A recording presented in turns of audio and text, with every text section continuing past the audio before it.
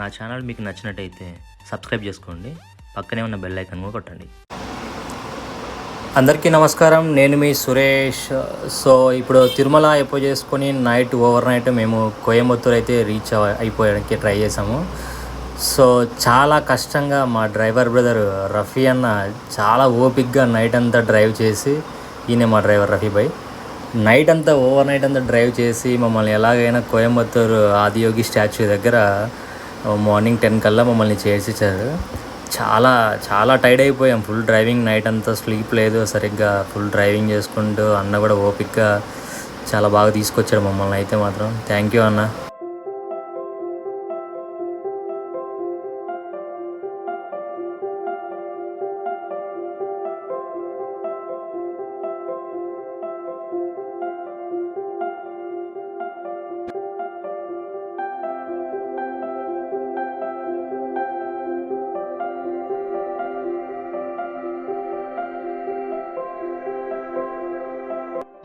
అలా దారి పొడుగున అద్భుతమైన నేచర్ని చూసుకుంటూ, పచ్చని పొలాలు, ఎక్కడ చూసినా కొబ్బరి చెట్లు, మనకి ఇంకా ఒక్కపేళ్ళ చెట్లు, ఎక్కడ చూసినా కూడా చాలా పచ్చగా కొండలు, చాలా బాగా ఉంటుంది చూసే ప్రాంతం అంతా.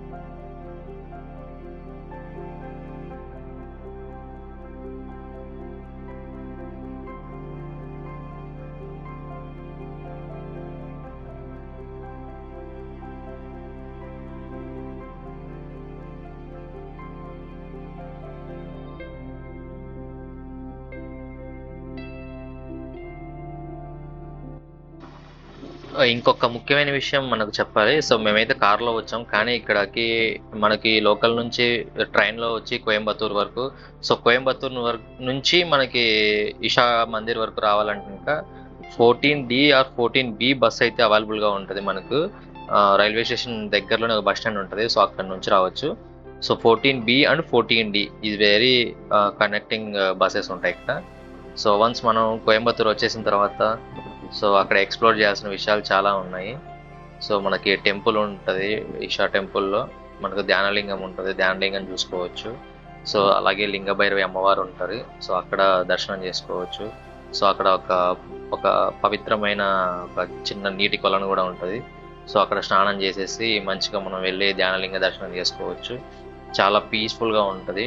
సో అదంతా నేను క్యాప్చర్ చేయడానికి అవకాశం లేదు, కానీ సో మనకి ఈషా వాళ్ళ వీడియో ఉంటే కనుక నేను ఒకటి అటాచ్ చేసి పోస్ట్ చేశాను దీంతోనే. సో అది కూడా మీరు చూసి గమనించగలరని చెప్పి నేను అనుకుంటా ఉన్నాను. సో వీడియో చివరి వరకు చూడండి, చాలా అద్భుతంగా ఉంటుంది. ధ్యానలింగం ఎందరో ఆత్మజ్ఞానుల ఆకాంక్ష. ఇది ప్రపంచంలోని అతిపెద్ద పాదరస ఆధారిత సజీవ లింగం. సద్గురుచే ప్రాణ ప్రతిష్ఠ ద్వారా ప్రతిష్ఠీకరించబడిన ఈ లింగంలో 7 చక్రాలు అత్యున్నత స్థాయిలో శక్తీకరింపబడి ఉన్నాయి.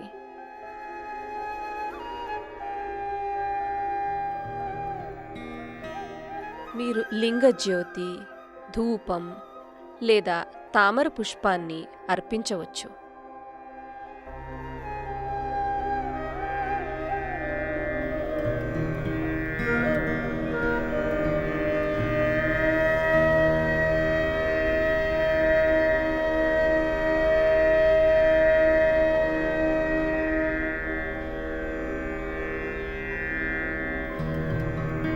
ధ్యానలింగం దివ్యశక్తులను స్వీకరించడానికి కాళ్ళు మడుచుకుని కూర్చుని అరచేతులు పైకి తెరిచి ఉంచి లింగంపై కొన్ని నిమిషాల పాటు దృష్టి నిలిపి తర్వాత కళ్ళు మూసుకుని కూర్చోండి. మీరు ధ్యానం చేయడానికి, మనసు కేంద్రీకరించడానికి ప్రయత్నం చేయనక్కర్లేదు. ఆ స్థలం ఎలాంటిదంటే ధ్యానం సహజంగానే జరిగిపోతుంది. ధ్యానలింగ పరిసరాల్లో ఫోటోలు తీయవద్దు. మౌనంగా ఉండడం చాలా శ్రేయస్కరం.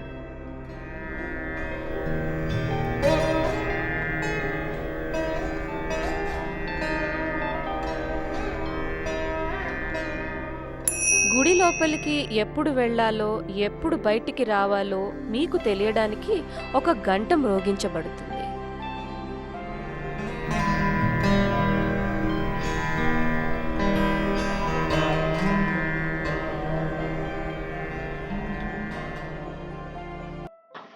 అక్కడ వీడియోలో చెప్పినట్టుగానే ధ్యానలింగం దగ్గర అయితే మాత్రం మనం కూర్చుంటేనే ఆటోమేటిక్గా మనం ధ్యానం చేసుకోగలము అనే శక్తి మనకు వస్తుంది. సో తర్వాత లింగభైరవి అమ్మవారు. సో ఇక్కడ చాలా శక్తి రూపిణిగా చెప్తారు సద్గురు గారు. చాలా మంచి ప్లేస్ ఇక్కడ కూడా. ప్రతి ఒక్కరూ దర్శనం చేసుకోవాల్సిన ఒక What you ప్రాంతం. do and do not do, ఓకేనా?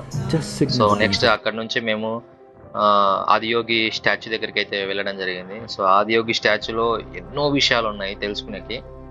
సో అన్ని వివరాలతో కలిపి ఉంటుందని చెప్పి నేను ఎక్స్పెక్ట్ చేయలే ఫస్ట్ అయితే మాత్రం. సో వెరీ బ్యూటిఫుల్ ప్లేస్ అదైతే మాత్రం.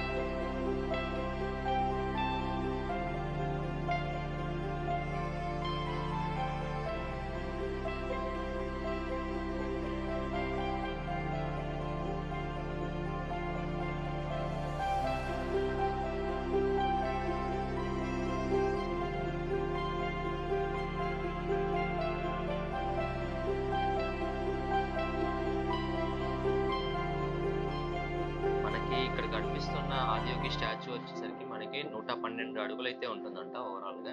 సో 112 అడుగులు మనకి 112 మన బాడీలో ఉన్న యంత్రాలుగా తీసుకుంటాం అంట అవన్నీ కూడా.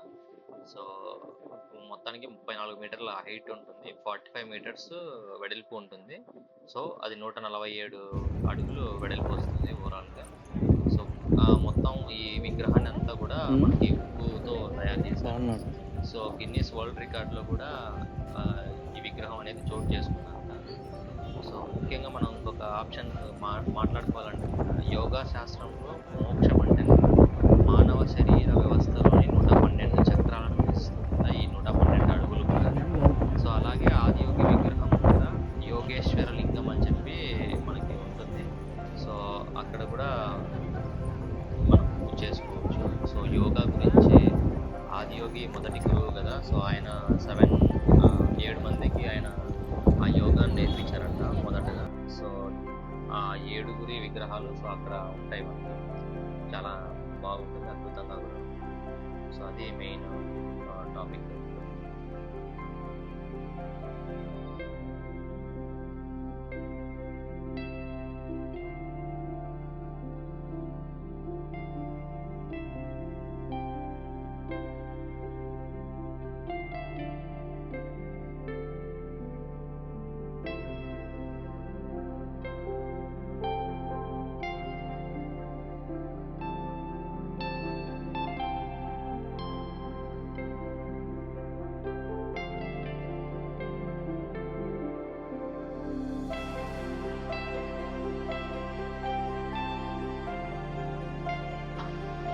ఇది మనకి కంప్లీట్గా ఈషా యోగా సెంటర్ మరియు ఆదియోగి స్టాచ్యూ యొక్క కంప్లీట్ డీటెయిల్స్.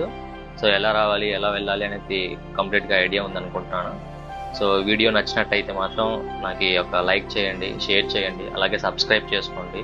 ఏమైనా డౌట్స్ ఉంటే మాత్రం కామెంట్ చేయండి, ఖచ్చితంగా రిప్లై ఇస్తాను. సో మేము ఇక్కడ నుంచి నెక్స్ట్ త్రిశూర్ దగ్గరలో ఉన్న గురువాయూర్ శ్రీకృష్ణ టెంపుల్కి అయితే వెళ్ళడం జరిగింది. So next to be continued Srikrishna temple Guruvayur temple video వస్తుంది. సో ప్లీజ్ సపోర్ట్ చేయండి. Thank you for watching this video. Thank you very much.